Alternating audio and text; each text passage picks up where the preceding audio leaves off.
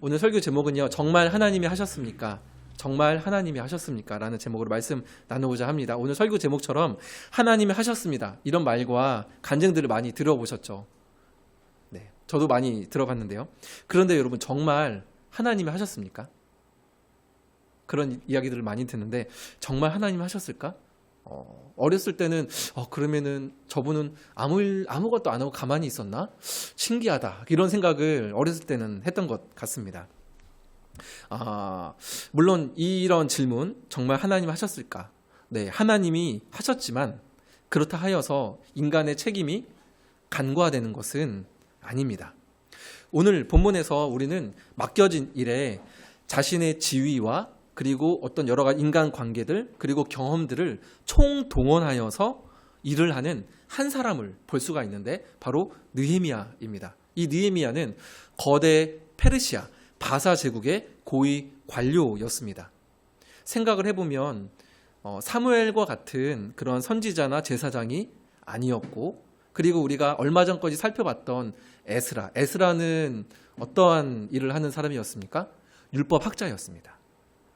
학사 에스라라고 불리지 않습니까? 율법 학자인 에스라와 같은 그런 어떤 말씀을 맡은 그런 인물도 아니라 그저 이방 나라의 정치인, 그가 바로 느헤미야였습니다.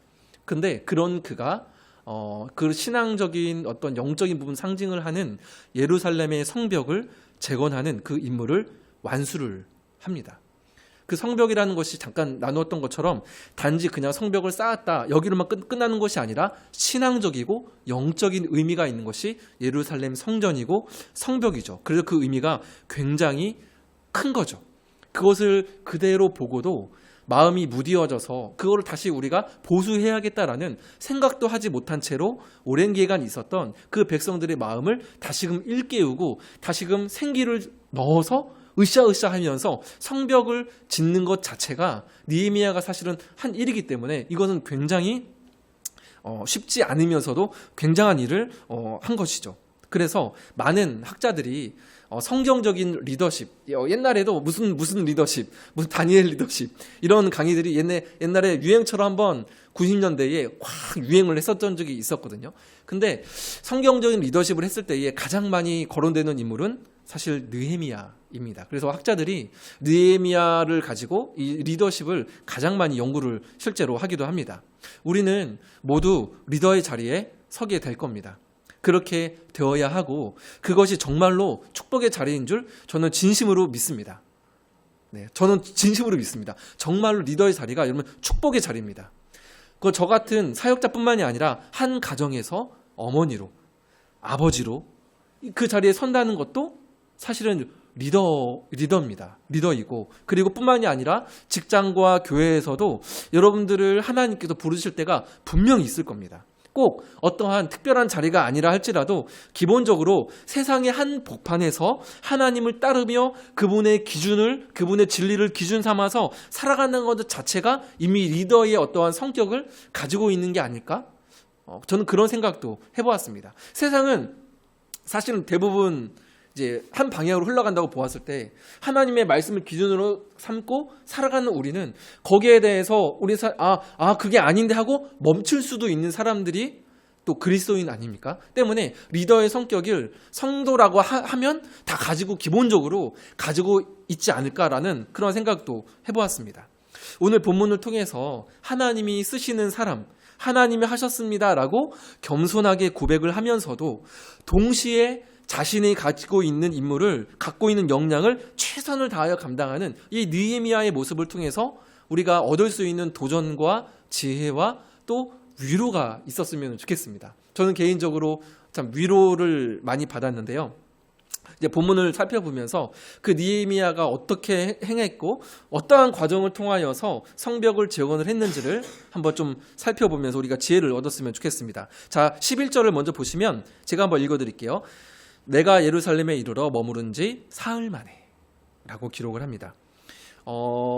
느헤미야가 자신이 원래 있던 그 바사 제국의 수도는 수산궁이라는 그 궁궐에 있었습니다. 여기는 예루살렘에서 약 1,500km 떨어져 있는 이제 거리에 있는 곳이었거든요. 그러니까 낙타 같은 거를 타고도 약 넉 달이 걸리는 거리에 있는 이 수상궁이었습니다. 꽤 먼 거리를 이제 온 거죠. 그렇게 해서 예루살렘에 딱 도착을 했는데 11절에 보니까 내가 예루살렘에 이르러 머무른 지 사흘 만에. 이 말이 무슨 말이냐면 좀 제가 의역을 해드리면 내가 예루살렘에 도착을 했는데 도착을 하자마자 숙소에 들어가서 3일을 머물렀다라는 그러한 말입니다. 넉 달 동안 오면서 느헤미야는 그동안 있었던 궁궐에서 있었던 여러 가지 일들이 주마등처럼 스쳐 지나갔을 겁니다. 예루살렘 성이 무너져 성벽이 이렇게 무너지고 그 자신의 동족들이 업신여김을 당하고 그렇게 고생하고 있다는 말을 듣고 금식하며 기도했던 일들, 그리고 그렇게 그것 때문에 금식을 하니까 얼굴이 이제 근심이 있잖아요. 근심이 있으니까 이게 도대체 무슨 일이냐라고 물어봤을 때 이 느헤미야가 내가 크게 두려워하여라고 고백을 하거든요. 왜냐하면 그 당시에 이 느헤미야는 술 맡은 관원장이었습니다. 오늘날로 따지면 비서실장과 같은 그런 굉장한 어떤 고위 관료였어요. 왜냐하면 술을 맡았다는 것은 그 왕과 함께 굉장히 많은 시간을 함께 한다는 말이고, 왕이 마시는 술을 이 주관하는 것 자체가 거기에 뭔가 독을 탈 수도 있고 했기 때문에 굉장한 어떤 믿을만한, 그 또 느헤미야도 1장에도 보면 그 이 말을 할 때에 왕후도 그와 함께 있었다라고 말을 하거든요. 왕후의 신임까지도 받는 존재가 이 느헤미야였습니다. 근데 그 느헤미야의 얼굴에 수심이 가득하니까 원래 내가 너의 건강을 잘 아는데, 그만큼 잘 알았던 거죠. 이 느헤미야를 내가 너를 잘 아는데 너 얼굴빛이 왜 이렇게 근심이 있냐, 무슨 일이냐 이렇게 물어본 겁니다. 그러니까 그 말에 이 느헤미야가 되게 겁이 났던 거죠. 큰 일이었기 때문에 그렇죠. 그래서 사정을 말을 하고 또 거기에 성벽을 재건을 해야 되는데 거기에 쓸 목재까지도 허락을 받고 거기에다 플러스해서 장관과 마병들까지도 붙여주는 이 놀라운 그 일들이 주마등처럼 스쳐 지나갔을 겁니다. 그렇게 도착한 예루살렘에서 11절은 3일을 그냥 머물렀다라고 말을 하죠. 말씀을 묵상하는 방법 중에 영화처럼 묵상하는 방법이 있어요. 영화 한 장면처럼 상상을 해보는 거죠. 자, 그럼 이제부터 여러분들이 한번 이 장면들을 영화처럼 한번 상상을 해보세요. 느헤미야가 이제 예루살렘을 방문을 하는 겁니다. 근데 혼자가 아니죠. 왕이 붙여준 장관들과 마병들이 쫙 있습니다. 자, 그러면 거대 페르시아 제국의 고위 정치인이 제국의 그 장관과 마병들 거느리고 예루살렘에 탁 도착을 합니다. 상상이 되시나요? 그렇다면 예루살렘 성의 분위기가 어땠을까요? 아마도 금이 환영하는 분위기였을 겁니다. 거기에다가 예루살렘 지역에는 예루살렘을 흥왕케 하는 자가 온다라는 소문이 이미 돌았습니다. 실제로. 도비야와 산발랏이 나중에 말을 하거든요. 그것을 듣고 심히 근심한지라라는 말씀이 있습니다. 아마도 상황상 금이 환영하는 분위기 속에서 이 느헤미야의 방문을 기다렸을 겁니다. 그러면 이 이스라엘 백성들, 그 예루살렘에 있던 사람들도 많은 다양한 이야기들을 나눴을 거예요. 어떤 이야기를 나눴을까요? 와, 드디어 하나님께서 뭔가를 도와주시는구나 하면서 느헤미야의 방문을 기대하는 사람들도 있었을 겁니다. 그런데 기대하는 사람만 있었을까요? 반대로 그가 오는 게 우리에게 안 좋은 일일 수도 있어. 그가 그 아닥사스다 왕의 스파일 줄 어떻게 알아? 이런 사람도 분명 있었을 겁니다. 온다 해도 그가 무슨 일을 할 수 있어? 1500km나 떨어진 곳인데 무슨 일을 할 수 있어? 그리고 전에 제가 에스라서 나눌 때에 그 당시 예루살렘에 있는 백성들은 정치적으로도 갈라져 있었다고 말씀을 드렸었죠. 서로 사분오열되어 있는 상황 속에서 10년 동안에 성벽이 무너진 상태로 그대로 방치되어 있었습니다. 그렇다고 한다면 거기에서 그들이 갖고 있었던 영적인 어떤 패배감, 이런 부분들, 그리고 정치적으로 나누어져 있었던 것, 친바사, 친유대, 뭐 이런 쪽으로 이렇게 나누어질 수도 있을 거고. 그러니까 이거 쉽지 않은 상황 속에서 다양한 의견들이 이 느헤미야를 기다리고 있었을 겁니다. 자, 그러면 느헤미야가 되어 보시겠어요? 느헤미야 마음은 어떨까요? 그 먼 이 여정을 해가지고 가는 느헤미야 마음은 어땠을까요? 일단은 나누고 싶은 이야기들이 정말 많았을 겁니다. 왜냐하면 정말로 자신의 목숨을 걸고 왕의 허락을 받고 했던 그 하나님이 함께 하셨던 그 일들을 간증하고 싶지 않았겠습니까? 내가 가면은 이 이야기를 나누고 당장 이 성벽을 위한 계획을 차차작 실행을 하고 싶다.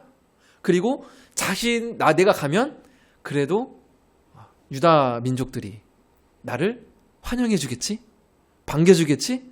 하면서 인간적인 마음으로는 환대받을 것도 기대를 했을 겁니다. 그렇게 느헤미야 본인과 수많은 사람들의 기대와 호기심이 한껏 부풀어 올랐을 그때, 바로 그때 느헤미야는 아무런 일을 하지 않고 숙소에 3일 동안 머무릅니다. 개역 개정에는 11절 끝에 머무른 지 사흘 만에 라고 그렇게 기록을 하고 있잖아요. 근데 사흘 만에 내 하나님께서 예루살렘 위에 무엇을 할 것인지 내 마음에 주신 것을 내가 아무에게도 말하지 아니하고 라고 말을 하는데, 이 말은 원문을 그대로 말씀을 드리면 3일 동안 가만히 있었을 때 하나님의 마음이 내 마음에 부어졌다는 말이 아닙니다. 그 말이 아니라 말씀드렸던 것처럼 그냥 사흘 동안 내가 3일 동안 머물렀다. 그냥 이겁니다. 그러니까 그 전에 이미 하나님께 주신 마음이 느헤미야의 마음에 있었던 거죠. 그냥 있었던 건데, 자, 3일 동안 왜 그냥 머물렀는가? 한껏 부풀어 올랐던 내 자신의 마음, 그리고 기대하고 또 비판했던 예루살렘에 있었을 그 주민들의 마음이 점점점 하나님께로 맞추어지는 시간이 바로 이 3일이었다는 거죠.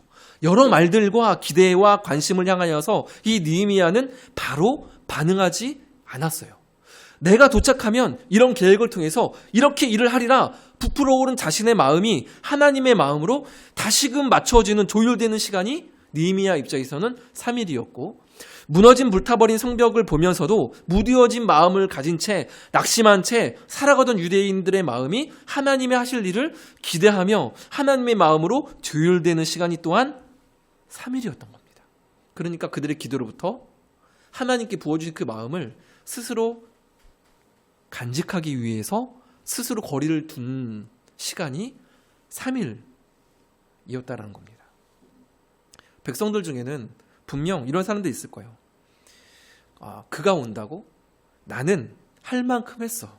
성전도 다시 재건했잖아. 성벽, 그거 조금 무너졌다고 제사 드리는데, 예배 드리는데 별 문제 없어. 난 더 이상 못하겠어. 이런 사람 없었겠습니까? 100% 있었을 겁니다. 웬만한 조직에서는 리더가 이렇게 합시다 라고 하면 50%는 좋습니다 하고 따르고 나머지 50%는 다른 생각을 하며 반대를 하든지 억지로 꾸역꾸역 따라간다는 이야기를 들은 적이 있습니다. 그래서 리더의 자리는 쉽지 않습니다. 어디든 어느 조직이든 쉽지가 않죠. 느헤미야의 이 3일은 그러한 사람들의 다양한 기대와 소리로부터 자신의 마음을 지키기 위한 시간이었을 겁니다. 자신의 마음을 지킨다 함은 하나님께서 주신 마음도 지키겠다는 그런 다짐이 되겠죠. 그리고 또 그 느헤미야가 온다는 소식을 듣고 근심하고 걱정했던 산발랏이나 도비아와 같은 그 이방인들도 분명히 스파이를 심어놨을 겁니다. 당시에 이스라엘 백성들이 한두 명이 아니었을 텐데 그 안에 도비아가 심어놓은, 그쪽에 있던 총독이 이제 도비아와 이제 게셈 사람 산발랏 이런 사람들인데, 이런 사람들이 심어놓은 첩자와 스파이가 없었겠습니까? 근데 만약에 느헤미야가 오자마자 여러분 내가 왔습니다. 내가 이런 계획으로 이렇게 할 겁니다. 오자마자 패를 촥 보여버렸다면, 그러면 먹히는 거죠. 그의 계획이요. 그러니까 느헤미야가 괜히 그 술 맡은 관원, 그 고위 공직까지 올라간 게 아니었던 겁니다. 그래서 느헤미야는 자신을 반대하는 사람들로부터, 심지어는 호응하며 응원을 보내는 사람들로부터도 자신을 의도적으로 가리운 겁니다. 자신을 좋아해주고 함께 해주는 사람도 때론 나에게 힘이 될 수가 있지만, 느헤미야가 3일 동안 그런 사람들의 입술로부터도, 말들로부터도 자신을 차단했음은 자신이 움직이는 동력이 사람들에게 있지 아니함을 반증해주는 것이겠죠. 처음부터 모든 계획을 패를 보이지 않았습니다. 그러나 하늘로부터는 자신의 귀를 열어 놓았겠죠. 여러분, 우리가 또한 여러분 각자가 하나님께서 주신 사명을 위해서 내가 정말 기도하고 간절한 마음으로 나아가면 형통하게 될 것 같지만, 그것을 우리가 원하지만, 홍해처럼 갈라질 것을 원하지만, 역사가 나타날 것 같지만, 해보셔서 아시겠지만 그런 일은 별로 일어나지 않습니다. 칭찬하며 격려하는 이들도 있겠지만 반대하며 특별히 이유 없이 싫어하는 사람들도 분명히 있을 겁니다. 교회에서 쓰레기를 주워도, 동네 쓰레기를 주워도 너희들이 뭔데 우리 동네 쓰레기를 줍느냐 말을 하는 사람들이 있을까요, 없을까요? 네, 있을 수 있습니다. 왜 환경미화원들 일자리 없어지게 니네들이 뭔데 쓰레기를 줍느냐? 이거는 제 상상입니다.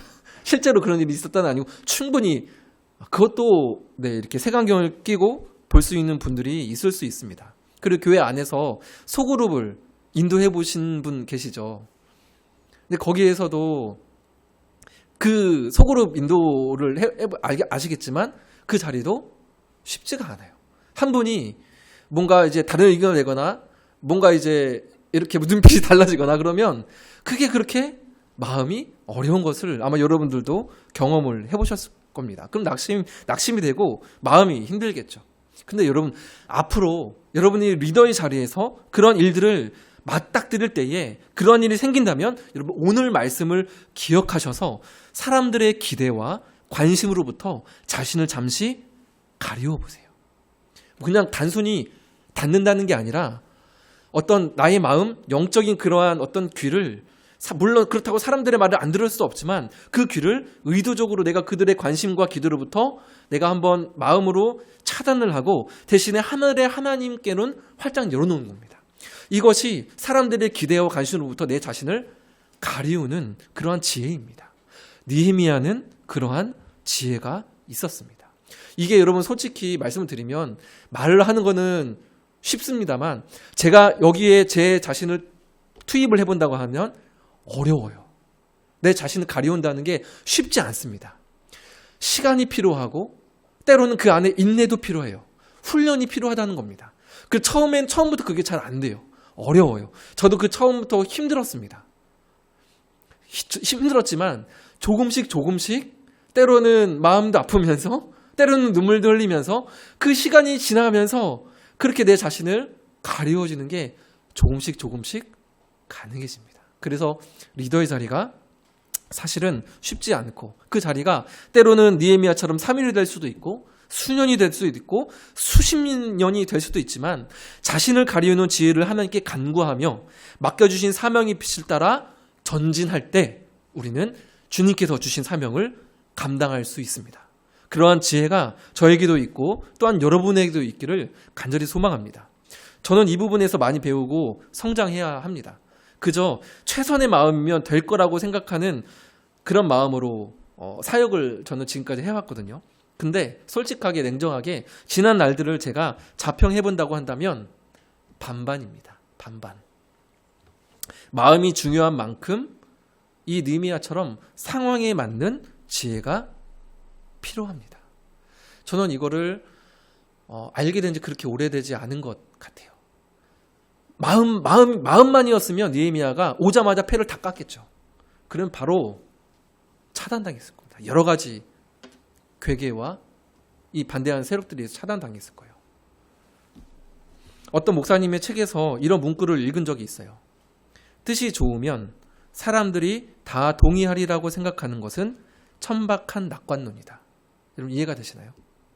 뜻이 아무리 좋아도 사람들이 다 동의하라고 생각하는 것은 천박한 낙관론이라는 겁니다. 예수님을 생각해 볼까요?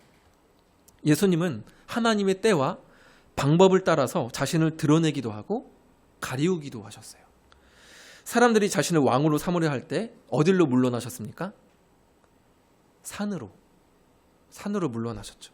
그리고 병고침의 이적을 베푸신 후에 특히 베드로가 주는 살아계신 하나님의 아들이오라고 이 신앙 고백 후에 자신에 대해서 아무에게도 말하지 말라라고 베드로에게 신신당부하시거든요.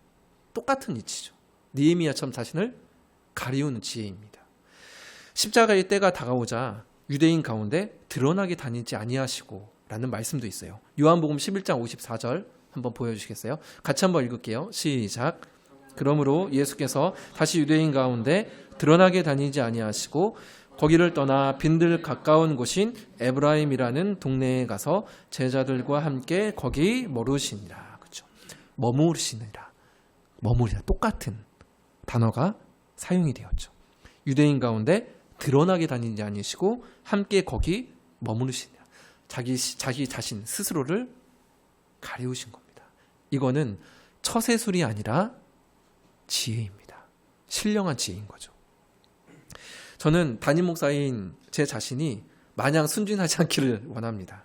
순진이 아니라 순결해야 하고 비둘기처럼 순결해야 하고 뱀처럼 지혜로워야 됩니다. 둘 중 하나라도 없으면 힘듭니다. 세워갈 수가 없어요. 비둘기처럼 순결하고 뱀처럼 지혜로운 우리가 되기를 간절히 소망합니다. 우리를 통해 다시 세우실 마음의 성벽들, 성전들이 분명 있을 겁니다. 두 번째인데요. 두 번째는 첫 번째가 마음을 다스릴 줄 아는 리더, 지혜라고 한다면 두 번째는 면밀히 조사하며 계획하는 리더가 이 느헤미야를 통해 알 수 있는 두 번째 지혜입니다. 우리 4절인데요. 한번 12절부터 16절까지를 한 절씩 좀 교독을 해볼까요? 12절부터 16절입니다. 제가 먼저 읽을게요. 내 하나님께서 예루살렘을 위해 무엇을 할 것인지 내 마음에 주신 것을 내가 아무에게도 말하지 아니하고 밤에 일어나 몇몇 사람과 함께 나갈새 내가 탄 짐승 외에는 다른 짐승이 없더라.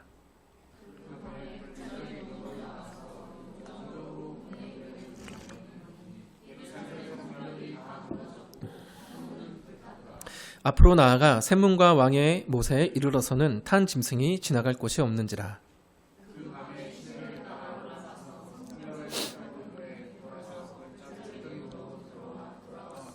방백들은 내가 어디 갔었으며 무엇을 하였는지 알지 못하였고 나도 그 일을 유다 사람들에게나 제사장들에게나 귀족들에게나 방백들에게나 그 외에 일하는 자들에게 알리지 아니하다가 3일을 숙소에만 가만히 있던 이 느헤미야가 드디어 움직입니다. 그런데 낮에 움직이지 않고 밤에 움직입니다. 가장 먼저는 적들, 이 대적들, 산발렛이나 이제 도비아의 그런 사람들의 눈을 피하기 위함이었을 겁니다. 그런데 우리가 여기서 한 번만 더 생각을 해보면 백성들의 마찬가지로 백성들의 반응을 크게 의식하지 않고 객관적으로 더 정확하게 현장 조사를 하기 위함이었을 거예요. 페이지 한번 넘겨주시면 지도가 있을 겁니다. 아마 잘 안 보이실 건데 그 느헤미야가 몇몇 사람들과 짐승 딱 한 마리만 데리고 출발했던 데가 맨 밑에 있는 분문입니다.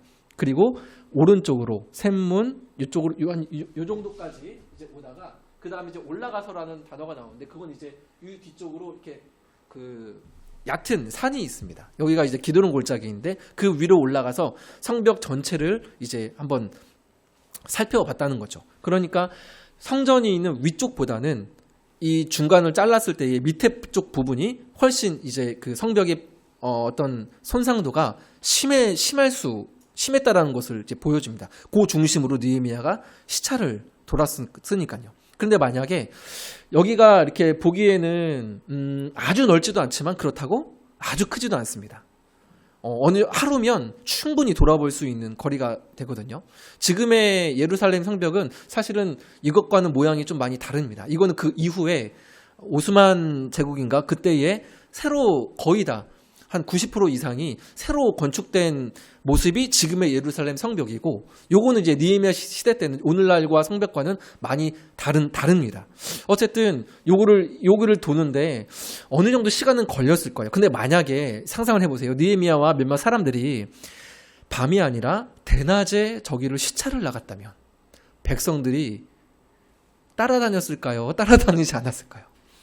당연히 따라다녔거나 아니면 어느 동네에 가면 거기도 그 가문대로 모여서 살거든요. 지금도 이제 그러긴 한데 아마 예전에도 그러지 않았을까 이건 추측인데 그러면 가장 많이 손상된 지역의 동네에 살고 있는 민족들이 여기 먼저 해야 됩니다라고 막 자신들의 필요성을 어필하지 않았겠습니까?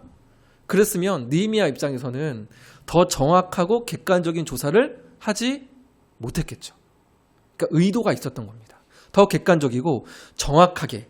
그리고 성경에 보면 이 낙타를 데리고 이제 짐승을 데리고 가다가 이제 짐승이 더 나갈 수 없는지라라는 말씀도 이제 나오잖아요. 그 말은 정말로 갈 수가 없는 거예요. 짐승이. 그러면 느헤미야는 어떻게 했겠습니까? 그 돌을 자기 손으로 직접 치우고 때로는 뛰어넘으면서 그 성벽을 시찰을 했겠죠. 즉 면밀하게 자신이 귀로만 들었던 그 훼손된 현장을 자신이 직접 발로, 손으로, 눈으로 보고 조사를 했다는 겁니다. 그리고 객관적으로 정확하게 사람들의 어떠한 말에 휘둘리지 않고 직접 자신이 그 현상을 직접 조사한 이 면밀한 주도 면밀함이 이 느헤미야의 시찰이었던 겁니다.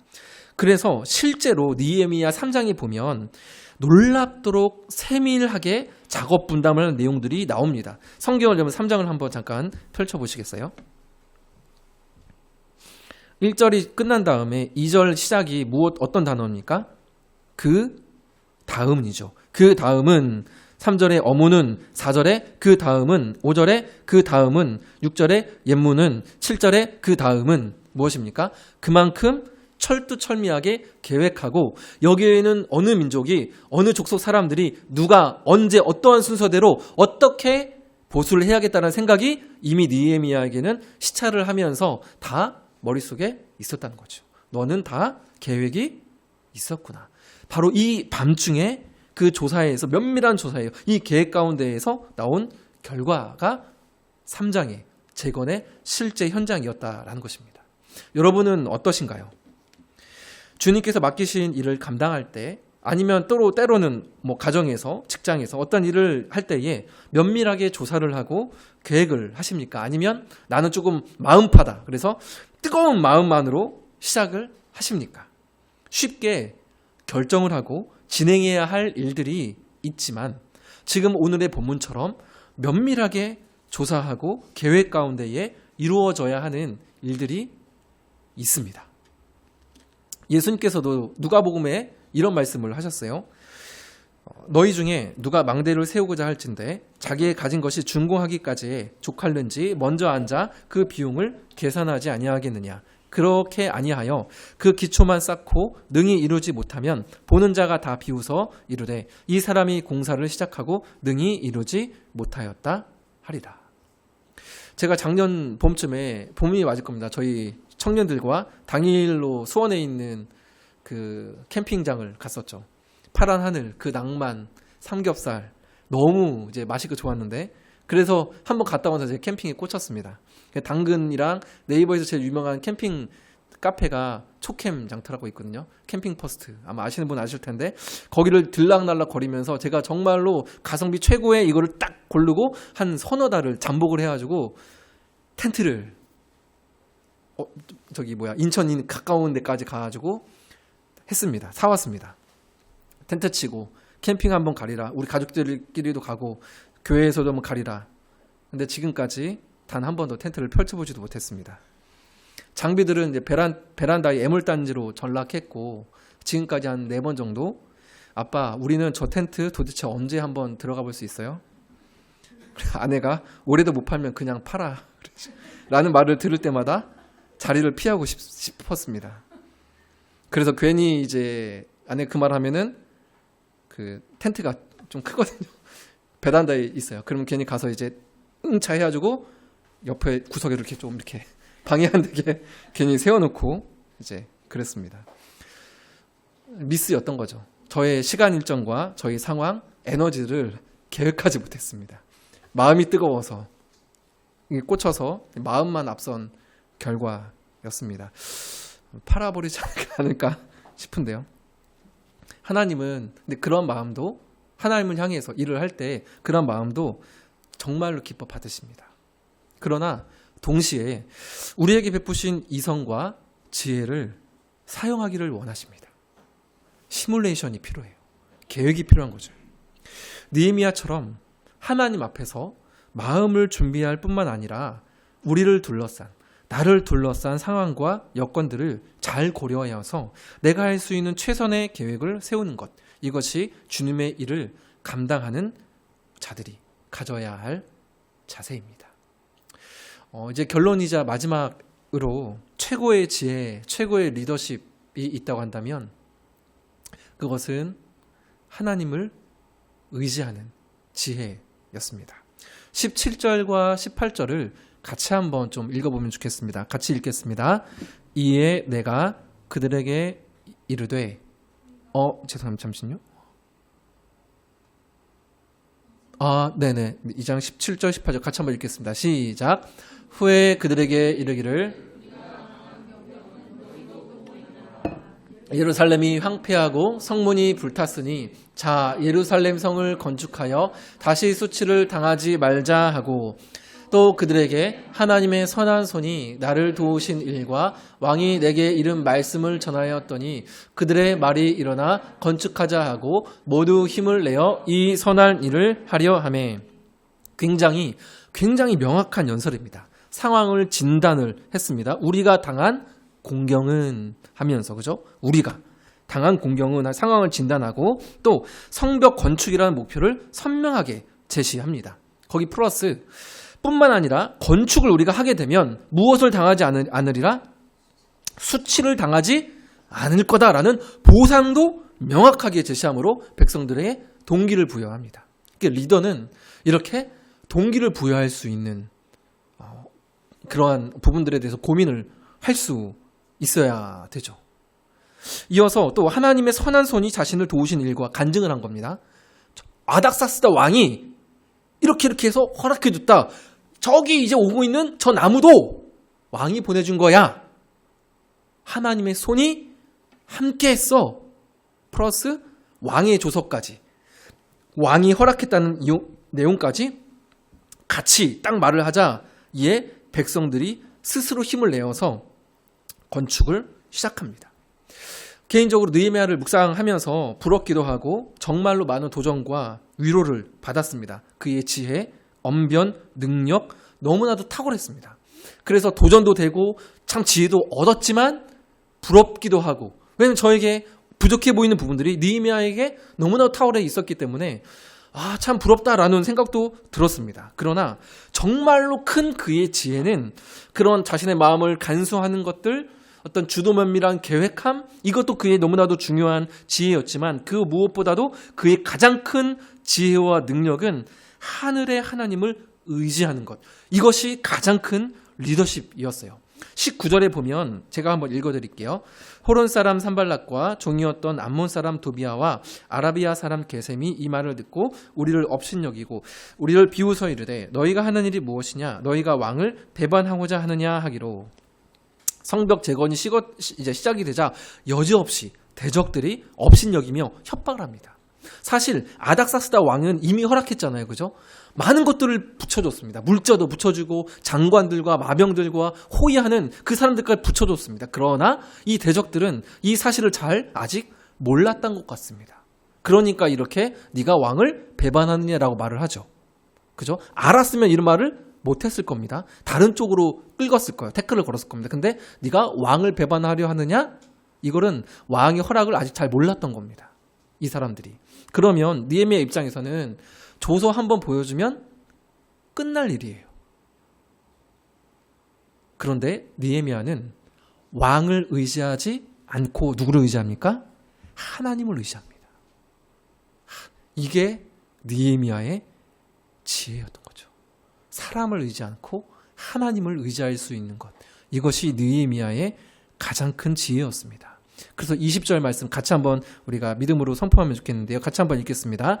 내가 그들에게 대답하여 이르되 하늘의 하나님이 우리를 형통하게 하시리니 그의 종들인 우리가 일어나 건축하려니와 오직 너희에게는 예루살렘에서 아무 기업도 없고 권리도 없고 기억되는 바도 없다 하였느니라. 아멘. 하늘의 하나님이 우리를 어떻게 하리니? 형통하게 하시리니. 하늘의 하나님이 우리를 형통하게 하실 수 있는 하나님인 줄 저는 믿습니다. 하나님을 의지하는 지혜, 이것이 느헤미야의 가장 큰 능력이었습니다. 느헤미야 1장부터 마지막까지 느헤미야는 사건마다 기도로 하나님을 의지했습니다. 성벽이 무너졌다는 소식을 들었을 때도 금식하며 기도했고, 왕이 너 무슨 왜 그렇게 얼굴이 근심이느냐 라고 물어봤을 때도 묵도함으로, 화살기도로 하죠. 잠깐 하늘을 보며 하나님을 의지하는 기도를 했고, 3일간 숙소에서 머물며 또한 그는 기도했을 것이고, 이 느헤미야 2장 이후에도 대적들이 태클을 멈추지 않습니다. 계속 방해하고 계략으로 꾸미고 거짓 소문을 내고, 그때마다 느헤미야는 무엇을 합니까? 기도합니다. 그때마다 기도합니다. 그의 모든 지혜와 담대함 뒤에는 하나님을 의지하는 기도가, 그 하나님을 의지함이 있었기 때문에 그 간이 커서 왕한테도 허락해 주세요 라고 요청을 할 수 있었던 거죠. 저는 우리에게도 이러한 지혜의 원천이신 하나님을 의지하는 최고의 지혜가 있기를 진심으로 소망합니다. 우리를 정말로 용기 있게 하시고 구하는 자에게 지혜를 주시며 형통케 하시는 이는 하늘의 하나님뿐인 줄 다시 한번 여러분 마음을 다잡고 그 믿음을 세우는 은혜와 결단이 여러분의 있기를 간절히 소망합니다. 우리를 세우는 것, 우리를 이끄시고 용기 있게 하시는 것은 하나님밖에 없음을 여러분 믿음으로 볼 수 있는 그 은혜가 저에게 있기를, 여러분에게 있기를 소망합니다. 오늘 말씀을 마치려고 합니다. 하나님의 일을 하시면 당신의 최선으로 하시겠죠. 하나님이신데요. 어떻게 차선을 선택하시겠습니까? 하나님은 항상 최선으로, 열심으로 우리에게 행하십니다. 그렇다면 하나님의 일을 감당한 우리 또한 최선으로, 열심으로 반응하는 것이 여러분 마땅하지 않습니까? 여러분 교회에서, 가정에서 어떠한 직책으로, 어떠한 부르심을 입었습니까? 그 자리에서 최선을 하나님의 열심으로 일하신다면 우리 또한 열심으로 그에 반응하는 여러분이 되기를, 또한 제가 되기를 간절히 소망합니다. 이를 위해 마음을 다스리는 지혜가 필요합니다. 순진하면 안 됩니다. 순결해야 되고 지혜가 있어야 됩니다. 스스로를 가리울 수 있는 지혜가 있어야 되고 면밀히 조사하며 계획하는 지혜도 필요합니다. 그래서 혼자 그 지혜를 가지고 하기에는 어렵잖아요. 그래서 우리 교회가 공동체로, 소모임으로 존재하는 이유입니다. 그리고 무엇보다 중요한 한 가지, 하나님을 의지하는 지혜가 필요합니다. 주님은 당신을 의지하는 자를 결코 외면하지 않으십니다. 그래서 올 한 해도 이제 한 5주 정도밖에 안 남았습니다.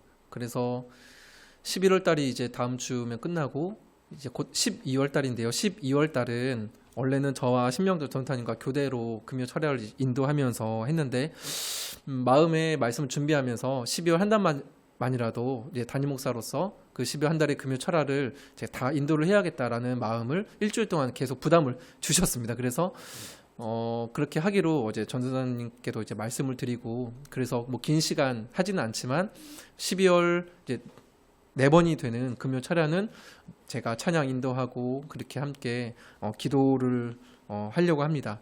무엇보다도 교회 이전을 또 준비하고 또 그 이후가 더 중요하지 않습니까? 이전은 사실은 하드웨어적인 부분이고 우리의 내면, 우리의 마음이 훨씬 중요한 부분들인데 그 모든 과정들이 하나님 앞에서 기도와 그리고 찬양으로 준비되어지는 과정들이 되었으면 좋겠습니다. 그래서 성도 여러분들의 마음과 시간을 모아주시면 좋겠습니다.